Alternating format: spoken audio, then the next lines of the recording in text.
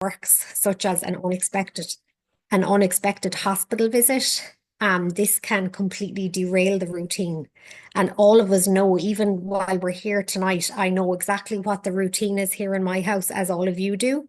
Um, the timing of tonight's meeting, we timed our very, very synced routine around this because this is what helps our children to feel reassured. Our children may communicate differently. So some autistic children in particular might not communicate verbally. They might use assistive communication devices, or they might use cards to communicate, or they might use sign language. Some autistic children do communicate verbally. However, autistic children who communicate verbally still struggle with communication and might not always be able to verbalize their needs or communicate in a way that they would when they're not in a stressed situation.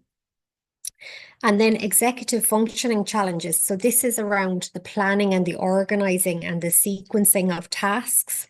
So this is another challenge for children with ADHD, dyspraxia, or autism.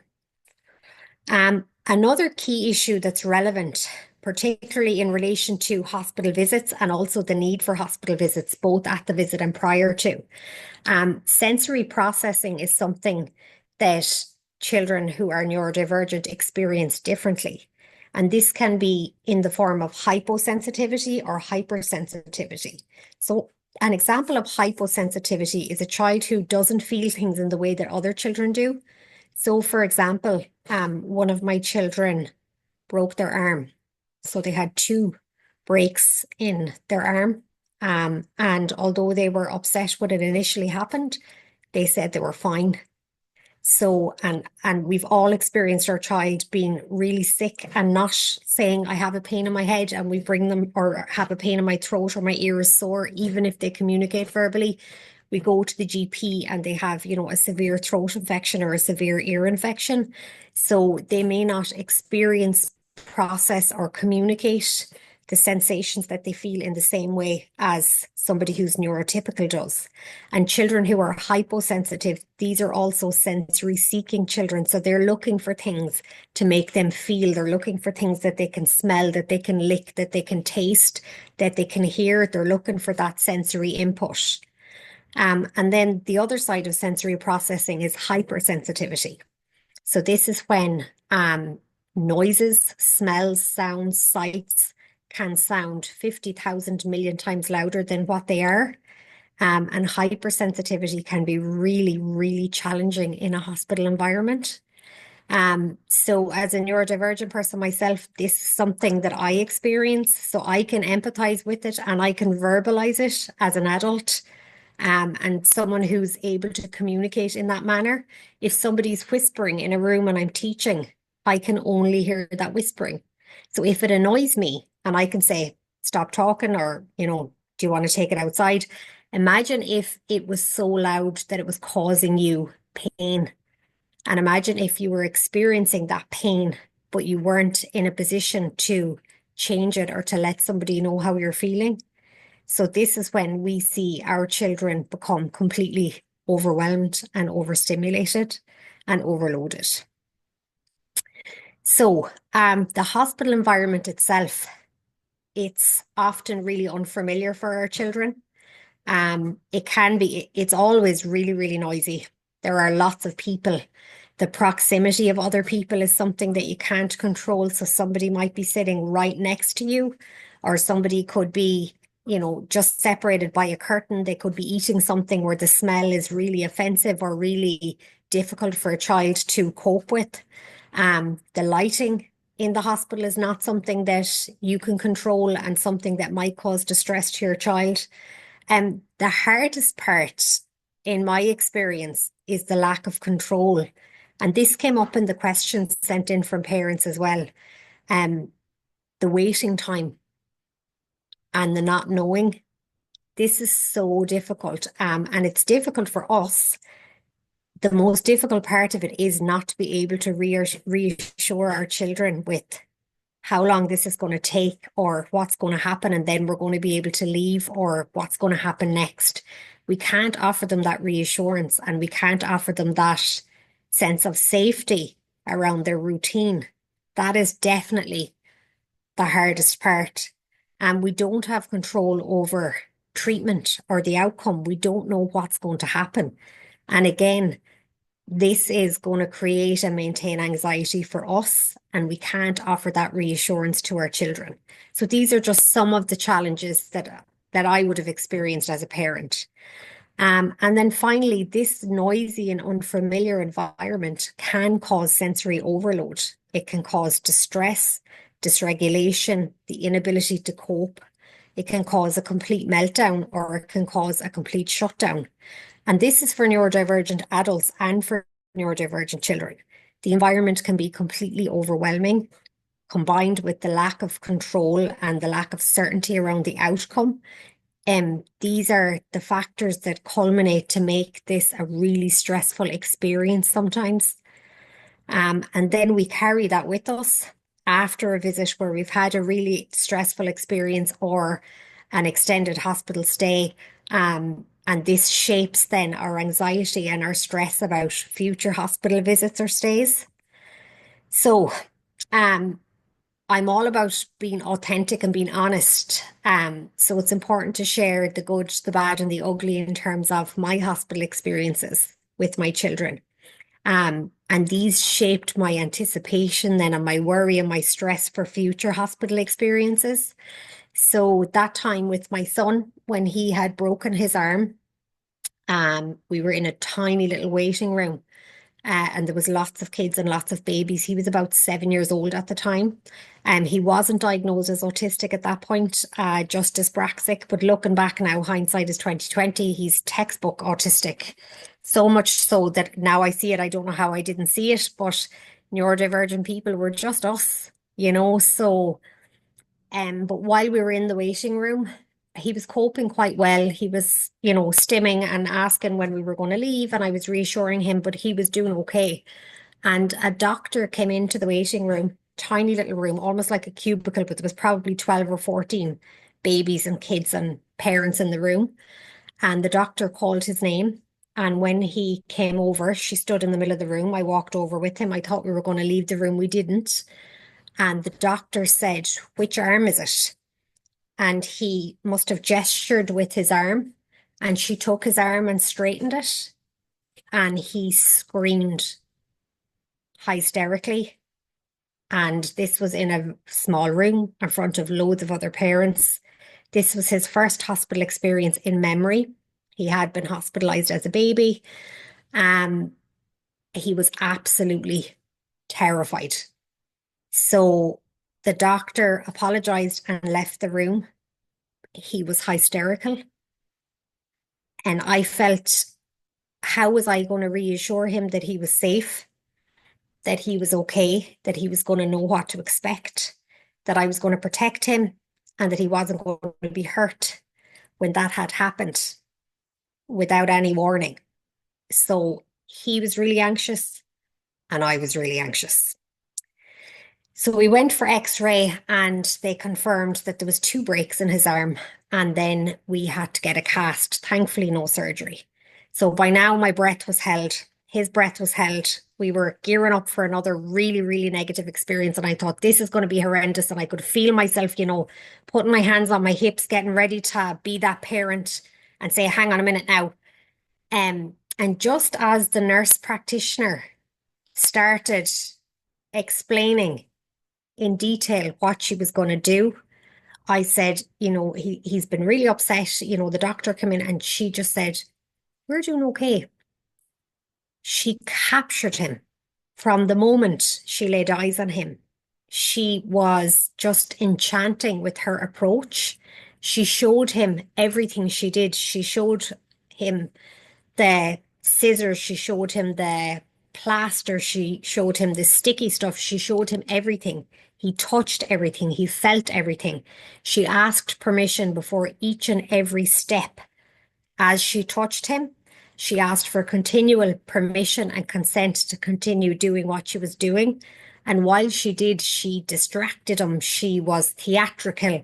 She had him laughing. He had her laughing. I was able to stand back because I knew that this practitioner was exceptionally experienced and knew exactly what she was doing. When we left the hospital that day, he was beaming. I was beaming. I was so relieved. And the second experience, being as positive as it was, absolutely outweighed the first 10,000 times over. I found out afterwards that this clinical nurse practitioner was herself the parent of a neurodivergent child. So she had that instinct, but oftentimes practitioners have that instinct without having children. They've trained, they've spent the time, they really want to make a difference.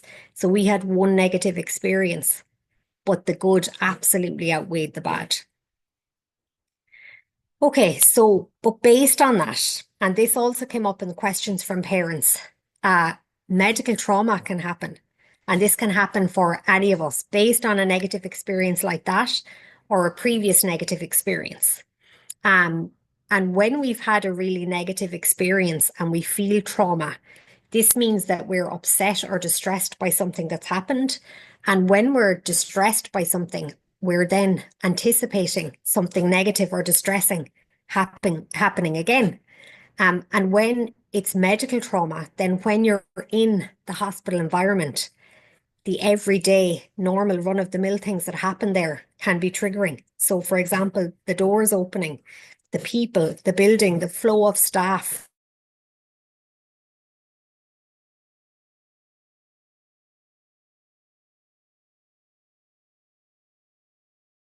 Communicate verbally how they're feeling.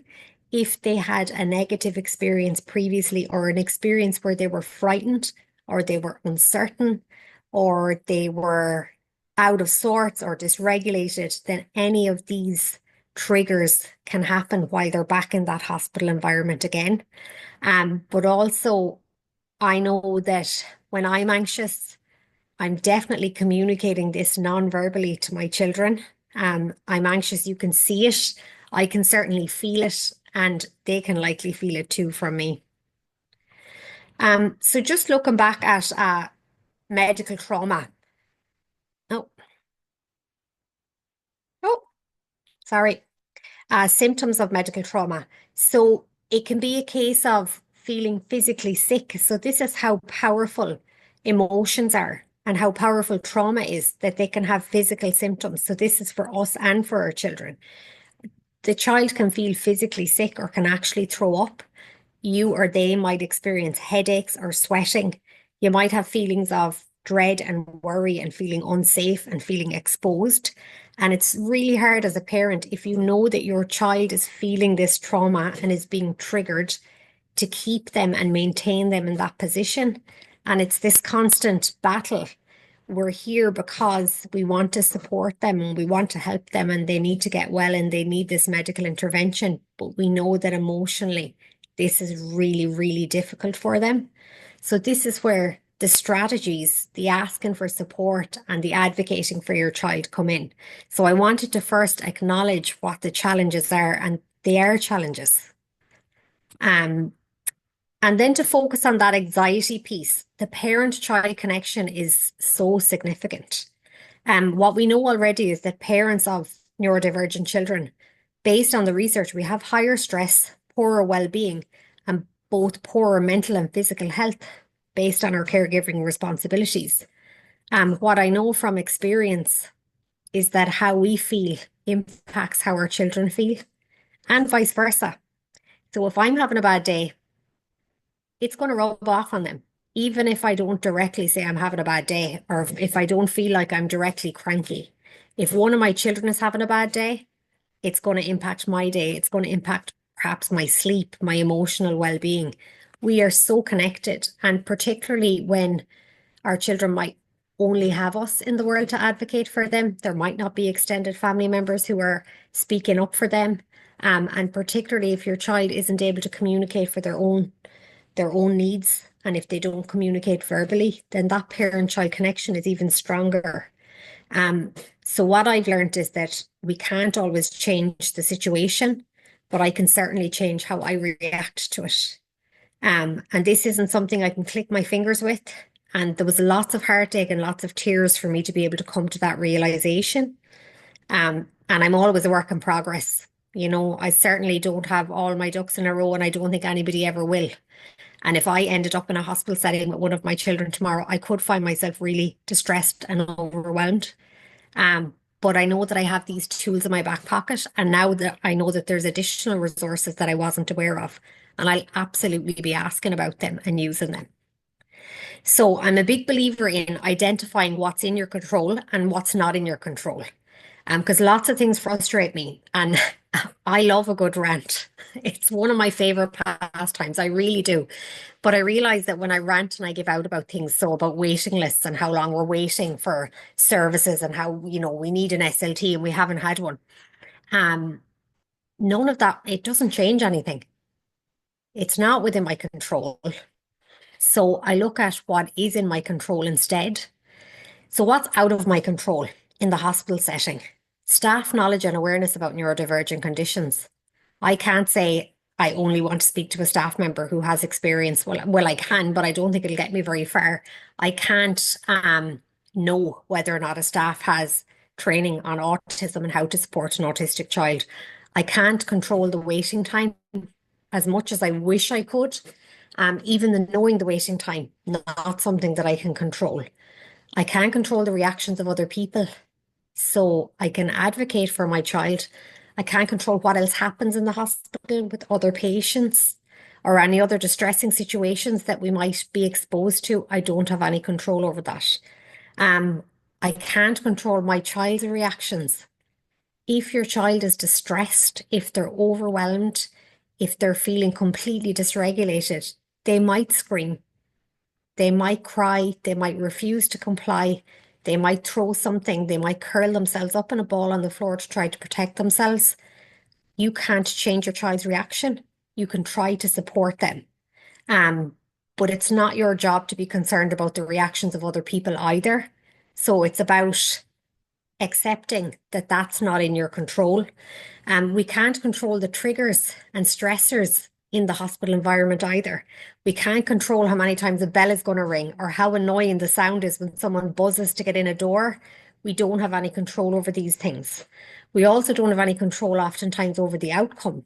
So whether or not our child will need to have a surgery or whether or not our child will have to have an overnight stay or longer, or whether or not we're going to be sitting, on a chair until 2 a.m. We don't have control over these things. What is in my control in this situation are my reactions. I can control how I react. Even if on the inside I'm feeling overwhelmed, I can control how I react externally. And when I communicate calmness, my child is more calm. Much easier said than done, but practice makes, well, I wouldn't say makes perfect, but practice makes more attainable, I will say. I can control my preparedness now. Now that I've done it a few times, and when you're there, you're like, damn, why did I not think of this? So it's only in hindsight that you say, right, if this ever happens again, this is what I need to do. So I can control that.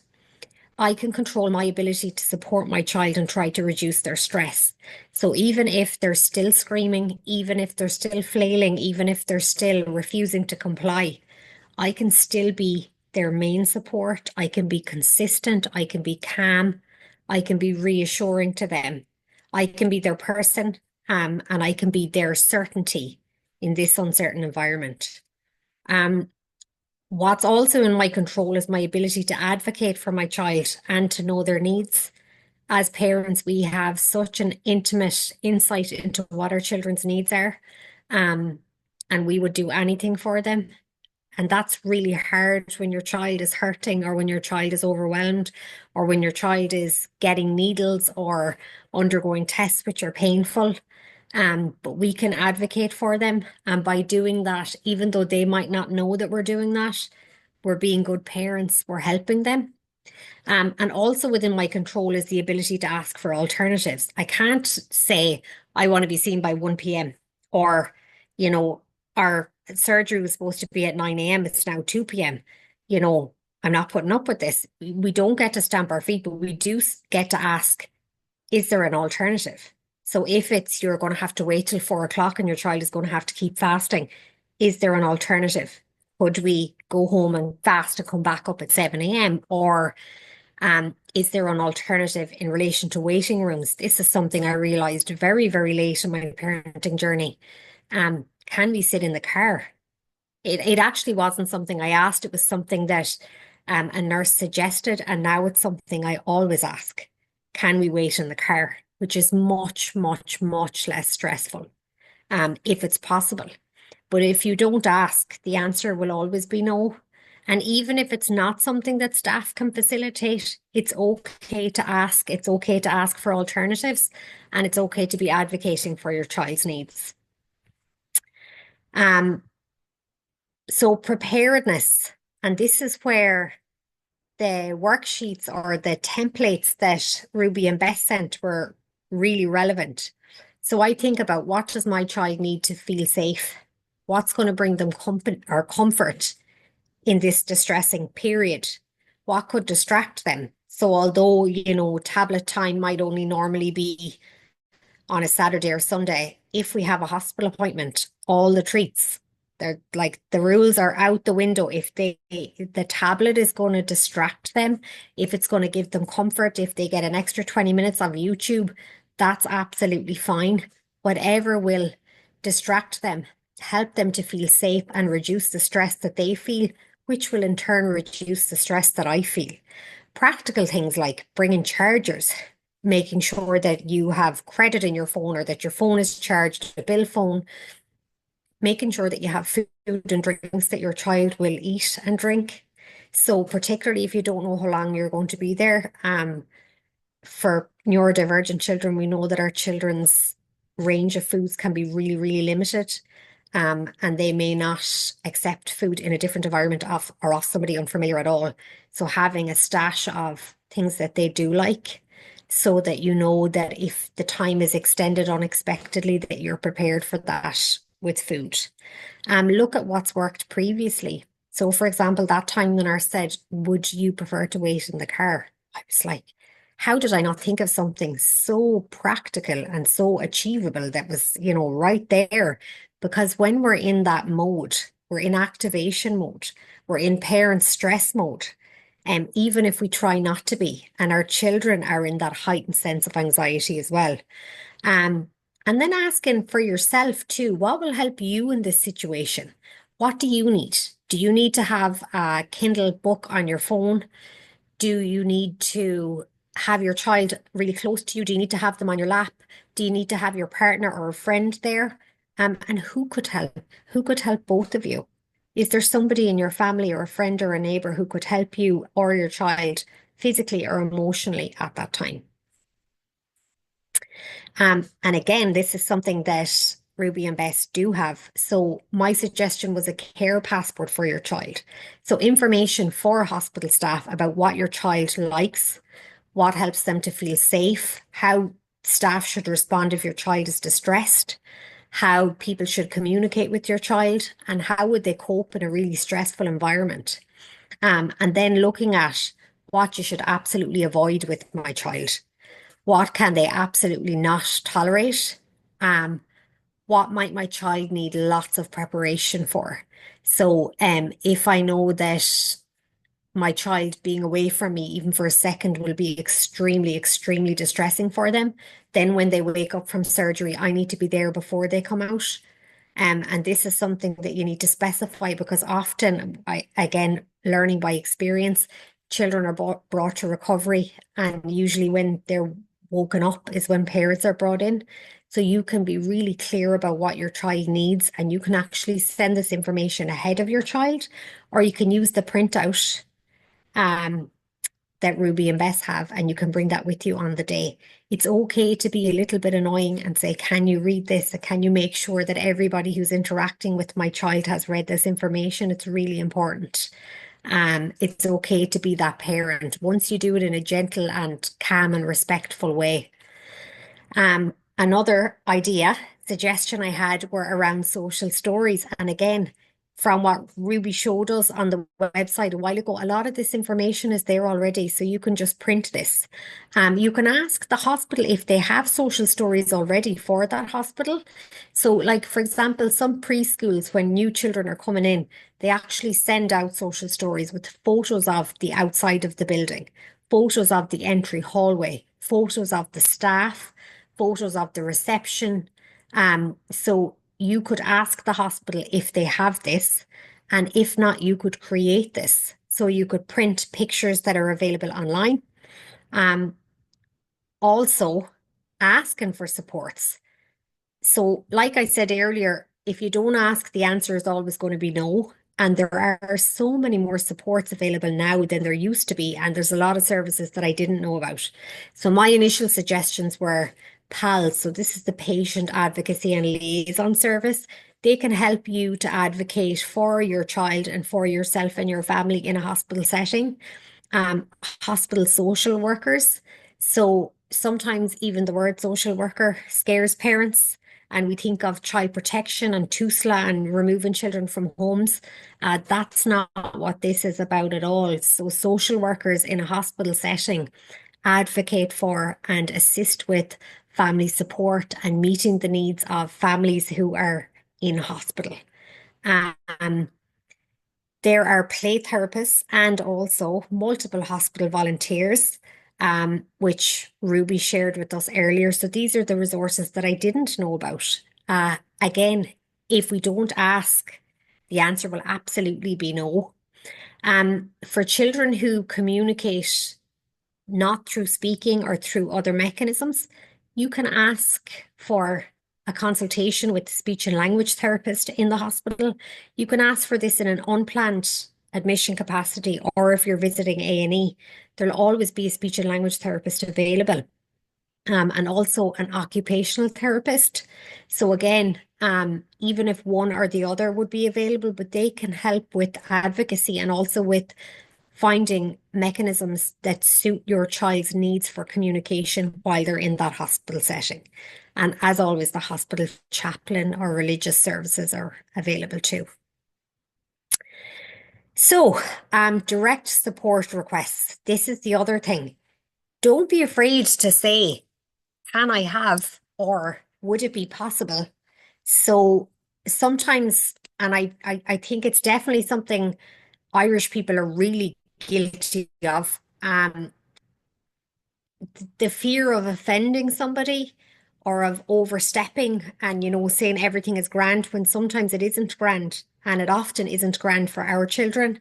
So ask, advocate, share what your child's needs are, and put a note on the file in bold if you have to.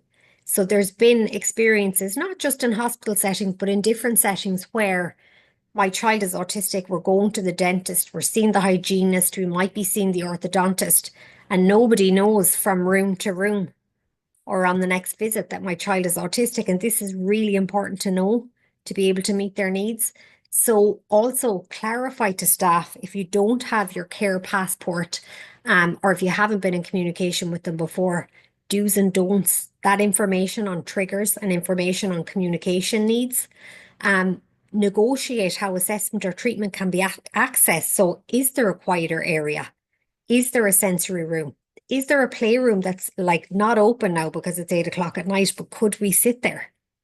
So again, if you don't ask, the answer will absolutely be no. It's okay to say, I'm feeling really anxious now because I know she's feeling really anxious, even if she is not able to communicate that. Or it's okay to say, he feels really overwhelmed. Could we look for an alternative? I feel like he's not coping. I feel like we're not coping. This is really, really difficult. So just ask the question. A pre-visit to the hospital, you can contact the hospital, your local hospital, and ask them for a tour. Ask them, can you visit? Even if you don't have a pre-planned hospital admission, we know that eventually at some point we're probably going to end up having to have a hospital visit with our children. It's the nature of children in general, but more specifically neurodivergent children. When you're driving past the hospital, pop in, Even if you only drive around the car park and you say, this is the hospital, and you do that 6 times and you say, this is the hospital, this is where children go when they want to get well, this is where children go when they need to see the doctor. If we normalize this and incorporate it into our children's routines, then it's not as overwhelming if we find ourselves visiting a hospital in an unplanned capacity. And the same goes for talking about the hospital, even if it's that you're driving over that side of the town or you're on the bus and you're passing it. Normalize talking about the hospital. This is where children go and adults go to get well. So not necessarily focusing on the negatives of this is where if you're really sick, and something's really wrong with you, this is where we go to get well. This is where we go to feel better. This is where we go to get help. So we're nearly there now, guys. I feel like I'm rambling on for a long time. One of the other questions was around blood tests. And my honest answer with this one is I've never found the answer. We went from our Temple Street days to holding down a screaming baby and then a screaming toddler and then a screaming, 3-year-old for blood tests, and it never got any more horrendous. Actually, I think that my baby coped better than I did, and definitely that carried over trauma. What I did find was that phlebotomists, if you have an option, because they're specifically trained in drawing blood, I just found based on my experience that they were more effective at getting blood. However, it's about weighing up the risks versus the benefits. So another experience I had, I think it was swine flu at the time, and I had my eldest two when they were very small, and I took them to the GP to get their vaccines, and my 3-year-old ran out into traffic in the middle of the road, absolutely screaming hysterically, and I had to leave her little brother in the room with the GP. She was so terrified. At that time, I had to make a call on the risks versus the benefits, and in this situation, it wasn't safe for her. So she didn't get this vaccine. However, if your child is really, really sick and is acutely unwell and they need to get blood taken, then that's a different thing. So it's very challenging. But some of the other suggestions might work here around asking for a play volunteer, asking for an occupational therapist who might have some amazing device or some amazing distraction that might help your child in that environment, asking if there's a phlebotomist who's available or if there's somebody available who has specific experience with autistic or neurodivergent children. Again, there might not be, but if you're advocating and you're asking, and even if it means delaying it by a day or two till this person is on, it's absolutely worth asking. What if my child has a meltdown or can't comply? Respond as you would at home. We can't control everything. If we feel like we have the worst earache in the world and we can't say, oh my God, my ear is killing me, what are we going to do? So I do this exercise with students all the time. If you had the worst itch and you couldn't scratch yourself and you couldn't tell somebody, what would you do? You would scream, you would shout, you would shove a chair, you would do something to communicate how frustrated or painful or overwhelmed you are. Your child is communicating when they're screaming, if they're flailing, if they're having a meltdown. Respond as you would at home and ignore that external pressure of other people and that pressure to conform, and just do your best to manage your own emotions and get through this difficult situation. And it is difficult. You feel like you need a holiday, or if you've survived, an A&E visit. I certainly have had that experience where the relief, when you come back home. So summary, our neurodivergent children are more likely to require hospital visits and admissions. Hospital environments can be overwhelming for both them and us. And that's the other bit that I only touched on briefly. A lot of us parents are neurodivergent ourselves, whether diagnosed or not. So the hospital environment can often be really overwhelming for us, although we don't always say that. And it's much easier to say, Stacey is finding this really difficult, or John is really struggling with this environment, rather than I'm feeling completely overwhelmed with the noise in here. So there are steps you can take to prepare for the unexpected, to prepare for a planned admission, and to get support while you're in hospital. So use this website, use these resources, download them and save them just to have them. And fingers crossed, you might not need them. But if you do, you're going to feel like you have resources, you have something to fall back on. And finally, I don't know any parent who's the expert at this. We're all just winging it and we're doing the best we can. And even me with my 20 years, 23 years of experience in parenting, we still find medical appointments and hospital visits really challenging at times. So know that you're doing your best and that that's enough. Thank you.